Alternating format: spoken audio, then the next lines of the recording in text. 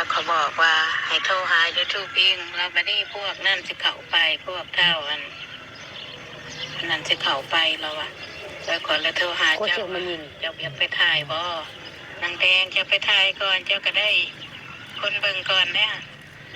ว่าผัวเราอนุญาตให้ YouTube ไปถ่ายแล้วโทรมาหาข่อยเองว่าอันจะให้พวก YouTube เขาไปถ่ายขึ้นคือเก่าเรื่องเมียเรา หัวพุ่นมาชายแดง เพราะว่าเราอยากมาอยู่บ้านโนนยางคื เครื่องประเทศบึง เราจะมาอยู่หัน บึงกว่าหา เพราะว่าอยากให้มาดูบ้านสัมภาษณ์ยังคือเก่าหันแหละเราอะ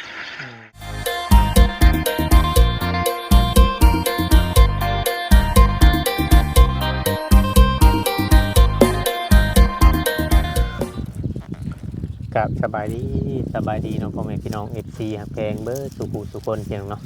ทางฝั่งลาวหรือว่าฝั่งไทยหรือว่าแม่ FC อยู่ต่างๆประเทศเนาะเพียงเนาะ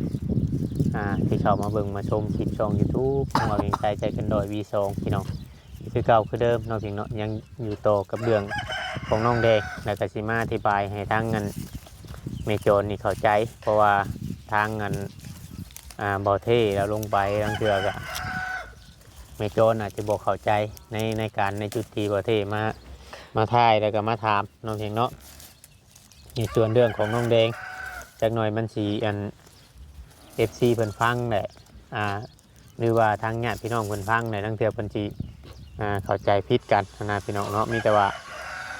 ตามที่ว่าเวียงหู้มากกับเรื่องมันก็เป็นอยู่มีอยู่ก็มีชวนแหละเนาะพี่น้องเนาะก็มีมูลเดี๋ยวเขาเจ้าจะเอาคลิปเนาะเพียงเนาะเขาจะเอามาออกคลิปแล้วก็มาเฮ็ดคลิปให้พ่อแม่พี่น้องหรือว่าป้าลุงน้านี่ฟังน้ำกันเนาะเพียงเนาะแล้วก็มื้อนี้เนาะคือทางบ่อเท่เราก็ได้ยินจากปากของ FC เนาะได้ยินจากปากของ FC แล้วก็ส่งคลิปโศกคลิปเสียงเนาะให้เราเฮ็ดคลิปออกมาเนาะพี่น้องก็มาหาทางแม่โจรเนาะมาทางแม่โจรนี่เฮ็ดคลิปพี่น้องเนาะในเรื่องเกี่ยวกับน้องแดงจากหายไปในโลกโซเชียลไปประมาณปี2 ปีเนาะเพียงเนาะเกือบ2 ปีพี่น้องปีกลัวเนาะหายไปแต่ก็ยังไม่ได้ออกคลิปอะไรเลยเนาะเพียงเนาะก็มีแต่ว่าเว้าผ่านโซเชียลโดยผ่านสื่อผ่านสังคมแต่ว่าย่านมันมีผลกระทบกระทั่งทั้งสองกรรมสองพายว่าเฮาบ่ได้ยินจากปากทางน้องแดงแล้วก็บ่ได้ยินจากปากทางญาติพี่น้องเพิ่นเนาะเพราะว่าคำว่าสิเว้าไปละร้อยจังหน่อยมันสิผิดกันแต่มีแต่ว่าถ้าเรามีโอกาสเรามีเวลาเนี่ยเราก็สิได้เข้าไปหาทางน้องแดงคุยกับโตเพิ่นเองเนาะพี่เนาะโตเพิ่นเองเลยคุยกับตัวจริงเลยพี่น้องมันจังสิบ่มีการต่อว่ากันเนาะเพียงเนาะเรื่องมันแม่นแท้หรือบ่แม่นแท้เนาะแต่ว่าทั้งมื้อนี้นะทั้งประเทศเพิ่นมาคุยกับแม่โจรนะเพื่อว่าอยากจะไปหาแต่แม่โจรนี่บ่กล้าไปกล้าไปหาน้องแดงกินฮอดอยู่ว่าบ่โทรก็โทรอยู่คือแม่โจรโทรหาเขาอยู่ก็คุยกันอยู่แต่ว่าบ่ได้คุยกับน้องแดงว่าเนาะพี่น้องก็มีแต่ว่ามามาลมมาฟังอีกเทื่อนึงบ่เวียงเสียงอธิบายให้แม่โจรเข้าใจอีกเทื่อนึงพี่น้องเลยเนาะพี่น้องเลยสบายดีแม่โจรอีกเทื่อนึงสบายดีเรื่องก็คือว่าวันนี้ทางบ่อเท่ได้เข้ามาแม่โจรได้เข้ามาหาแม่โจรในเรื่องของน้องแดงเนาะแม่โจรเนาะโดยในเรื่องของน้องแดงมีผู้ใหญ่ใจดีหรือว่าแม่FC เนาะหรือว่าเพิ่นเคยช่วยเหลือคนอื่นหรือว่าเคยช่วยเหลือน้องแดงบ่เฮาก็บ่ฮู้เนาะที่ว่าเพิ่นอัดคลิปเสียงไปหาทางบ่อเท่เนาะโดยเบิ่งเดี๋ยวสิให้ฟังนำกันพี่น้องเอ้ยที่ว่าบ่อเท่เข้ามาหาทางแม่โจรมื้อนี้เพิ่นอาจจะเคยช่วยเหลือแต่ก่อนแต่ใดเฮาก็บ่ฮู้นำเนาะแม่โจรเนาะเพราะว่าโดยเฮาก็บ่ฮู้คือกันมันหลายคนแฮงได้คนที่ช่วยเหลืออันน้องแดงแต่ก่อนหลายเลยถ้าว่าน้องแดงบ่ย้ายถิ่นฐานเนี่ยจะได้เฮือนใหม่คือแม่โจรนี่นะตะกี้เพราะทางบ่เวียงก็มีงบตามทางผู้รักผู้ใหญ่เพิ่นแจ้งไว้ก็คือว่าหลายเติบพอสมควรในตอนนั้น แล้วเพิ่นก็ถอนโตวเบิดพี่น้องไงเนาะ ยัง กะไปก็ไปเต้าเฮือนนางแดงอยู่แล้วก็บ่ต้องไปเฮือนเอาหาเราเด้อ ดีฮะดีผมทิพย์มา อันนี้บ่ เออ ตัวพี่น้องเนาะ ดีว่าเท่ ขึ้นมา ไป ทำสิ่งไว้ ก็ไปว่ะปัด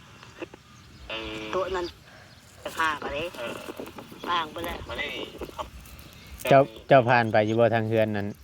เฮือนเก่าแล้ว โอ้หอยจาดเลย ฮะ หอยจาดเลย ย่านเนี่ย เขาบ่เคยไปมื้อน่ะก็แม่เครือเห็นผอยแดงยังพังเทศอยู่อ่ะ ฮะ ว่าผอยแดงพังเทศอยู่ว่าแม่เครือแล้วขายเครื่องแล้วนอน ไม่ไปสายผัวเราโทรมาหาก่อนมานี่ว่าอยากให้ยูทูบก็ไปถ่ายเอาเมียเราแน่เราอยากเห็นเราว่าอยากให้ยูทูบเขาไปถ่ายคือเก่าเราว่าแล้วเขาบอกว่าให้โทรหายูทูบเองเราไม่ได้พวกนั่นจะเข้าไปพวกเท่าอันนั่นจะเข้าไปเราว่าแล้วก่อนแล้วโทรหา โค เจ้า เชือกมันยิง เจ้าอยากไปถ่ายบ่นางแดงจะไปถ่ายก่อนเจ้าก็ได้คนเบิ่งก่อนเนี่ยว่าผัวเราอนุญาตให้ยูทูบไปถ่ายแล้วโทรมาหาข่อยเองว่าอันจะให้พวกยูทูบเขาไปถ่ายขึ้นคือเก่าเรื่องเมียเรา แล้วหัวพุ่นหาชายแดง เพราะว่าเราอยากมาอยู่บ้านเราย่าง เครื่ ขึ้ อน งประเทศบึง เราจะ นี่ มาอยู่หัน บึงก็หา เพราะว่าอยากให้จูมาดูว่าสัมภาษณ์ยังคือเก่าหันแหละเราว่า อืม ลองไปแหละกันกล้าไปก็ไปเต้าเฮือนนางแดงอยู่แล้วก็บ่ต้องไปเฮือนเอาหาเราเด้อ อืมเว้าง่ายๆว่าทางผู้ใหญ่ใจดีคนนี้เนาะอันนี้ โดย เขาก็บอกชื่อเพิ่นพี่น้องเนาะทางผู้ใหญ่ใจดีคนนี้เพิ่นแชทหาบ่เท่เนาะ โดยสิทธาประเทศ หาบ่เท่เลยมาหาเจ้า โดย ได้เอาคลิปเสียงมาให้เจ้าฟัง โดย ยันเจ้าบ่เชื่อ อาจารย์ทำบ่เชื้อหาก็บ่เข้าใจ อืมยันเจ้าบ่เชื่ออะไรก็เลยว่าอยากให้ผัวเรานี่ผัวเรานี่อาจจะคุยกันเนาะกับคนนี่เนาะ โดย อาจจะคุยกันว่าอยากให้ยูทูบเบอร์นี่เขาไปถ่าย โดย เขาไปถ่ายคือเก่าแล้วก็ประเทศน่ะบ่กล้าไป ประเทศน่ะบ่กล้าไป เลยมาชวนเอาเจ้า บ่เฮาบ่ไปหาลงบ่กล้า เรื่องซ้ำนี่บ่ที่เจ้าโทรให้ข่อยมาน่ะ โดย อืมโดยเรื่องจำนี้พี่น้องไงเนาะอาจจะกาชีขออนุญาตเว่าชื่อเลยเนาะอาจจะเมนทั้งอาญาเนี่ยคือว่าทั้งผัวเรากับทั้งอาญาหรือว่าแต่ก่อนเป็นก็จะเป็นพ่อฮักเนาะพ่อฮักของน้องแดงแม่จอนก็เคยเห็นนะว่าเรามาตะกี้แม่จอน ไป อันผัวเราน่ะ จักได้ มาแต่ข้าวแต่ก่อนพุ่นเด้แต่พอน้องแดงยังไม่ได้เชียร์พุ่นเด้ เฮาบ่อยู่นั่นได้ เจ้าไปใช่จ้ะ เฮาอยู่บ้านเพิ่นคือป้าไม่ขายที่เฮาไปไล่งัว ตอนเพิ่นมานะ โดยเฮาไปอยู่ท่าน อยู่แต่ทั้งครอบครัวของเขาว่าร้อยบ่ โดย เออ มาเอามาน่ะเฮาไปอยู่นะฮันเฮาคบเขาไปเลี้ยงงัวเลี้ยงคำตึบเลยเพิ่นก็ชุกเรียบร้อยแล้ว มีแต่ พ่อกับพ่อแดงกับอีแดงเลยอยู่ โอ้ ข่อยบ่ได้อยู่นะฮันข่อยอยู่บ้านพี่ข่อยอยู่ใหญ่งัวพี่ อืมเจ้าอัน อยู่ในบ้านพี่บริพ่อกับเพิ่นครับ บ่ อืมว่าง่ายๆเนาะพี่น้อง FC เพราะว่าทาง อันนี้มันก็ทางเฮาน่ะก็บ่ได้ติดต่อกับทางเพิ่นโดนแล้ว ทางน้องแดงหรือว่าทางเขาเบาอยู่เบาหยังนี่ก็โดนได้ละพี่น้องเนาะบ่ได้คุยกันเนาะเพราะว่าปกติก็ทางตุชิตเนาะเพิ่นก็สิโทรหาติดต่อกันทางเบาอยู่หรือว่าของแนวเฟซนางแดงนี่ใครก็โทรบ่ได้นะเพราะว่าเราเปลี่ยนใหม่เบิด บ่ เนี่ยตัวนั้นนะเปลี่ยนใหม่เบิดแล้วก็บ่ได้ติดต่อกันในตัวนั้นนะ FC หลายคนเพิ่นก็จนงงเดี๋ยวว่าบ่ได้ให้ทายปึ๊บปับไปบัดเดียวเลยนะพี่น้องเพิ่นก็เอาเป็นหยังคือว่าบ่ให้ทายอย่างยันจังซี่นะพี่น้องเพราะว่าแต่ก่อนน่ะมันสิมีทางผู้รักผู้ใหญ่เนาะสิสร้างบ้านสร้างเรือนให้หรือว่าสิเฮ็ดเรือนให้เพื่อความสงสารเพื่อความหักความแพงของนางแดงนะพี่น้องแล้วก็บ่ได้ถึงขั้นว่า ทุกอย่างแห้งดอกคือนางแดงนี่ก็แค่ว่าเราบ่มีพ่อบ่มีแม่เนาะแม่ก็เสียพ่อก็เสียมีแม่หน้าคือแม่โจรนี่แหละให้เพิ่นได้สงสารในตอนนั้นก็อาจจะผิดกันแน่กับทั้งเขาเบาลอยเนาะแต่ว่าก็เขาบ่ได้อยู่เฮือนบ่ได้อยู่บ้านบ่ใช่เขาเบาลอยกูมือ บ่อะไร อยู่ใช่ใช่ จักแล้วเฮาบ่จักได้ อ๋อเขาเจ้าพวกนั้นก็บ่ได้อยู่แล้วสำเรามาเราสิกล้าอยู่ใช่บ่ เฮ้ยจักได้เฮายังบ่กล้าได้เฮาก็ อืม แต่เขาเนี่ยเขาแม่เครือไปขายเครื่องกับมือประชินตับตูนก่อนเด้ บ่ เขาจานหวยแดงฟังเทศอยู่ ฮะ เขาไม่เครือ บ่ เขาขายน้ำหันแล้วเขาน้อยกับบรับปัดได้เงินพลอยแดงฟังเทศอยู่เขาว่าหรอกว่าไหนกัน ว่าดีแล้ว มีโรงน้ำบ่อยู่หั่น ฮะ เขาบ่ได้ผ่านไปจักเทื่ออะไรทางนั้น บ่เขาแนวเขามีเขามีใครมีเขาห้องน้ำเขาร้อยแล้วเขามีกอก อ๋อเพิ่นเปิดโรงงานน้ำอยู่หั่นบัด โด นี้ ย ดิ เขาเปิดห้องน้ำแล้ว เพิ่นนอนอยู่ใช้คนน่ะเพื่อนในรอยนะ เพื่อนอร่อยนี่ไผ่แล้ว แล้วขายเบิดแล้วบ่เพื่อนนั้น แล้วก็แล้วหูไปทีบไผ่น่ะแล้วแต่นั่นแล้วหูพืชทีบเลยไผ่น่ะ อืม ตัว บอกง่ายๆว่าเขาเจ้าไปเฮ็ดโรงงานน้ำอยู่หั่นแล้วอยู่ใกล้หั่นแล้ว อยู่ใกล้ ถ้าเรา กั มาน อยู่กับบ่เป็นตาย่านเนาะ แล้วมาจูบจะจ้านเราว่าต้มมาชิดต้มชินดับต้มตุนก้อนแล้วเราอ่ะนอนบ่รับเราอ่ะฟังวักเทศอยู่เราอ่ะอู้ แล้วบอกกี่ตัวเจ้าแล้วบอกโยกเจ้าไปสิเจ้าไปเชื่ออะไรดิแล้วบอกโยกไปสิเรื่องมันก็คือว่าแบบนี้ อันนี้ก็คือว่าทางอันเรื่องของผัวน้องแดงเนาะ โดย สิเบ้าให้เอฟซีฟังแล้วก็เบ้าให้แม่จอนฟัง เพิ่นก็แชทมาหาข่อยอยู่อาจจะแม่นนั่นของอันเอฟซีผู้นี้เว้าเนี่ยอาจจะแม่นแม่ผู้นี้เว้าเนี่ยว่าชุมนั่นเด้สิเข้าไปชุมนั่นสิเข้าไปหากแต่ว่าอาจจะแม่นข่อยนี่แหละพี่น้องเอ้ยเพราะว่าเพิ่นแชทมาหาข่อยก็หลายๆมื้อแล้วล่ะเพิ่นแชทมาก็เพิ่นแชทมาหาข่อยบอกว่าให้เข้าไปถ่ายนางแดงเนาะก็คือว่าทางผัวเพิ่นนั่นแหละบ่แม่นผู้นั้นผู้นี้ดอกทางผัวเพิ่นเนี่ยแชทมาหาให้ข่อยเข้าไปถ่าย แต่ว่าข่อยว่ายังบ่มีเวลาถ้ามีเวลาเลยข่อยสิเข้าไปเด้อข่อยสิเข้าไปให้เด้ออาจสิบางเทื่อบางทีอาจเราสิอาจสิอยากเห็นหรือว่าบางเทื่อบางทีเราอาจจะอยากให้ FC น้องแดงนี่เห็นเพราะว่าการที่ว่าเฮาคุยนำโทรศัพท์บางเทื่อบางทีก็อาจสิติดต่อกันบ่ได้บ่คือในใดเฮาบ่ฮู้เนาะตัวนี้ก็เนาะ โดย เพ แต่ ราะว่า แต่เก้านี่ไม่หักแต่เก้านี่เห็นนี่เราบอกปุ่นเลยเพชรนะเพชรคอยนะ เออ กาเรา เพราะว่า แต่กาเราโทรมาบาทนี่เราไปโทรมา เพราะว่าเราเสร็จมาหาเอาเวียงนั่นเราบอกว่าให้เขาไปทายว่ายันมีคนคิดฮอดนะยันมีคนคิดฮอดนางแดงเพราะว่าพอได้ออกโลกโซเชียลเฮิงแล้วเนาะเราก็เลยให้เขาไปทายเราเขาเจ้าก็คือสิบว่ายังรอบพี่น้องไงเนาะทางญาติพี่น้องก็เพราะว่านางแดงเราก็อยู่กับโลกโซเชียลมากกว่าหลายปีแล้วก็อยู่กับอันนี้มากกว่าหลายปีเนาะตั้งแต่พอเราท่านได้เสียวันนี้เงียบหายกันไปโลนอันนี้ก็เพิ่นผัวเพิ่นเนาะเป็นคนแชทหาบ่เวียงเองได้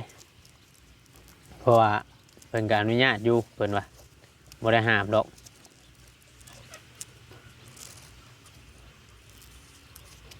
ยันว่าเข้าใจผิดนะยันว่ามีโจร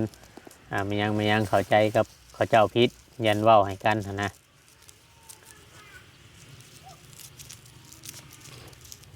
ยันว่าแนวนั้นแนวนี้บ่ได้นั่นนะว่านะมีโจร หมอ อืม เพราะว่าทั้งเบาหญ้าเนาะพี่น้องทั้งเบาหญ้าผัวของนางแดงนี่เพิ่นแชทหาเบาเวียงว่าให้เขาไปทายนางแดงคืนเนาะเผื่อว่า FC เขากินฮอดผู้ใหญ่ใจะดีเขากินฮอดเพราะว่ามันหลายคน FC น้องแดงนะแต่ตอนที่ว่าเพิ่นปิดกั้นว่าบ่ให้ทายตอนนั้นก็ FC เพิ่นก็โทรมาหลายพี่น้องไงเนาะ FC เพิ่นก็โทรมาหลายแล้วก็ พิ่นยังให้เขาไปถ่ายแล้วไปถามคักแน่ยันว่า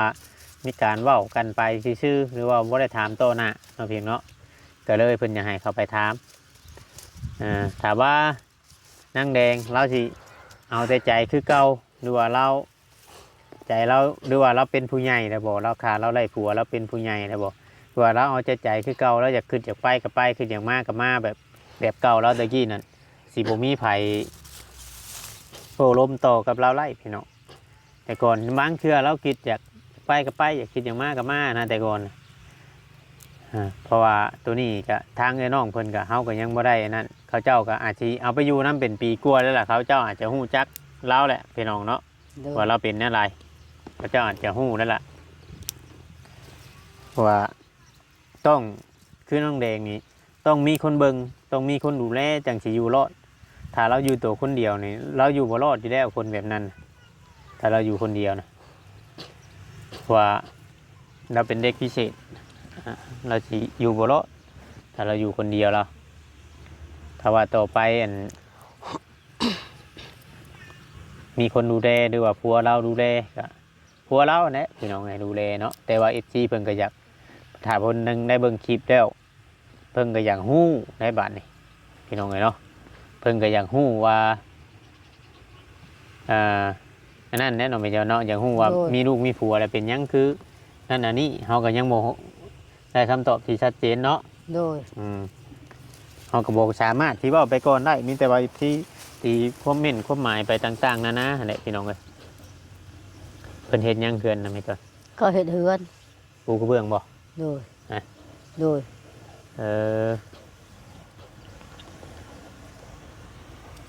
จังหน่อยกับหลังนี่นี่เนาะ มันกำลังนี่ เจ้าก็มีหมู่แล้วบัดนี้เนาะ โดย มีไผแน่จะเข้ามาถ่ายเจ้าน่ะ แต่ว่าเทพผู้เดียว บ่ก็มีแต่เบาเท่บ่ โดย อ๋อ เขาขังขามมาเด้เห็นว่าขามดอง เป็นอะไรยังหักยังแพงอยู่บ่น้องแดง ว่าน้องแพงอยู่ บ่ได้ให้ได้เครียดแต่ว่าเราบ่ได้มาโบกอะ บ่ ยังหักยังแพงคือเก่าเนาะ โดย แต่ว่าคำว่ามีเบอร์คำว่ามีเฟซมีหยังเจ้าก็สิโทรหาเราอยู่บ่ ก็โชว์อยู่นี่แหละ ฮะ โชว์ เจ้าเจ้ายังชื่ออยู่บ่เคยพอนำกันกับเราตะกี้น่ะ ใคร เจ้าพรกับน้องแดงตะกี้น่ะ อืม เบิ่งเจ้าเอาให้เบิ่ง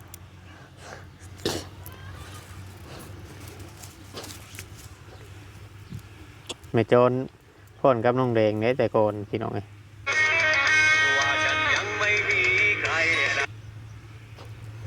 เพราะว่าผมยังเคยถ่ายไว้อยู่แต่ก่อนตะกี้ถ่ายช็อตไว้แต่หลายๆปีเท่าตะกี้พุ่นแหละพี่น้อง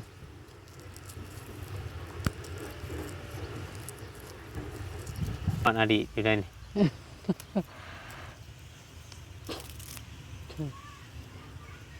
เพิ่นพ่อนกันตะกี้ได้พี่น้องเอ้ยเกี่ยวกันคือสิม่วนนะตอนนั้นน่ะเนาะ โดยม่วน เรายังปิดเสียงไว้อันนี้เพราะว่ายามมันติดพอเฮาใส่เพิ่นเปิดเพลงตอนนั้นลงบ่ได้หลายมันมืดแต่มันมัว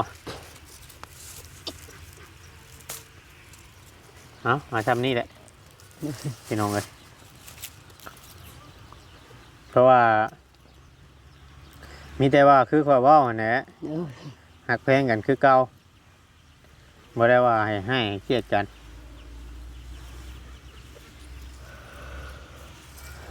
เพราะว่าเฮาแค่บ่ได้ไปมาหาสู่กันเพราะว่ามันอยู่ไกลเนาะ โดย ทำคืออยู่ซ้ำบ้านอยู่ย่างคือเก่าแต่กี้ก็อาจจะได้ไปหากันอยู่เนาะ โดย ทำคือเรามาอยู่บ้านนี่ก็อาจจะได้ไปมาหาสู่กัน เยี่ยมยามกันคือเก่าเนี่ยพี่น้องเนาะ